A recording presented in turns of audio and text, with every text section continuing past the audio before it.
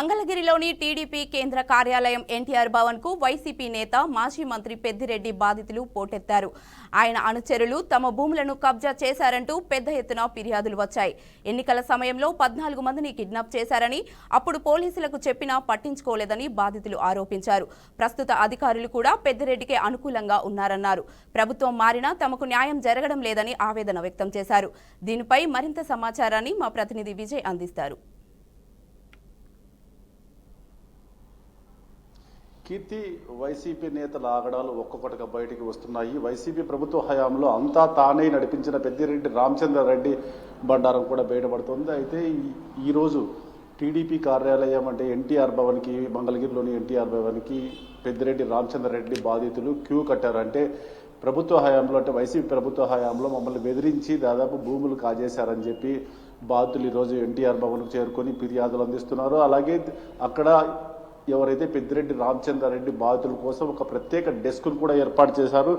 Telugu Desam party నేతలు ఖమ్మంపాటి రామ్మోహన్, బుచ్చి రాంప్రసాద్తో కూడిన ఒక 2 కమిటీ సభ్యులు అంటే వీరిపైన అర్జీలు కూడా తీసుకుంటడం జరిగింది. అయితే ఎన్నికల ముందు, ఎలక్షన్ల కన్నా ముందు పెద్దిరెడ్డి రామచంద్రారెడ్డి ఆగడాలకు అంతే లేకుండా పోయినాయని చెప్పి దాదాపు 14 మందిని అదే సమయంలో కిడ్నాప్ చేశారని చెప్పి తమ బలవంతంగా భూములు లాక్కున్నారు అని చెప్పి ఫిర్యాదు చేశారు. అయితే ఇప్పటికి కూడా పెద్దిరెడ్డి రామచంద్రారెడ్డి మాటే జరుగుతుంది. అధికారులు కూడా ఆయన చెప్పినట్లే వింటున్నారని చెప్పి తెలుగుదేశం పార్టీ అధికారంలోకి వచ్చినా కానీ ఏమాత్రం మారలేదు.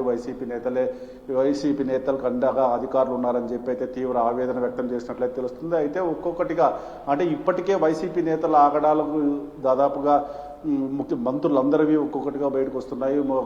గత కొన్ని రోజులు చూసుకుంటే రెవెన్యూ శాఖ మంత్రి ధర్మాన ప్రసాదరావు గారిపైన ఆరోపణలు వచ్చాయి, రెవెన్యూ భూములు కాజేశారని చెప్పి. ఇప్పుడు వైసీపీ ప్రభుత్వంలో కీలక బాధ్యత వహించిన అటవీ శాఖ మంత్రి తానే అప్పట్లో అంటే జగన్మోహన్ రెడ్డి తర్వాత తానే అన్నట్టుగా నడిచింది ప్రభుత్వం. అప్పట్లో వైసీపీ పూర్తిగా పెద్దిరెడ్డి రామచంద్రారెడ్డి అనుచరులు బలవంతంగా భూములు లాక్కున్నారని చెప్పి పొంగనూరు ప్రాంతంలోని అంటే అప్పటికే పొంగనూరు ప్రాంతంలో ఉంటున్న కార్యకర్తలు ఇప్పటికే ఆవేదన వ్యక్తం చేస్తున్నారు. అయితే ఏమైనా ముందుకి ఎలాంటి పరిణామాలు చోటు చేసుకుంటాయి, పెద్దిరెడ్డి రామచంద్రారెడ్డి అరెస్ట్ కూడా రంగం సిద్ధమని అయితే మనం వింటూనే ఉన్నాం. మరి పెద్దిరెడ్డి రామచంద్రారెడ్డి పైన పూర్తి ఎంక్వైరీ చేయించి తీసుకున్న భూములను పూర్తిగా ఎవరైతే ఆక్రమించుకుంటారో వాళ్ళకు అప్పచెపుతారా లేదా అనేది మనం అయితే చూడాలి.